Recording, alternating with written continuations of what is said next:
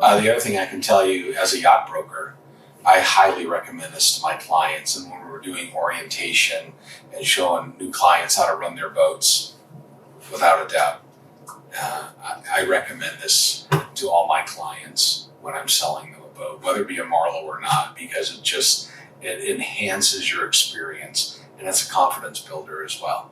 So what happens is when we go to leave, you start the boat up, everything's functioning. I walk to the bow and I can actually control the boat from the bow if I got to move it around into the wind. If I got to move the boat forward to let the tension off the anchor rod. And I'm doing it at the bow while I'm looking at it. I'm moving the boat forward, picking the anchor up at the same time.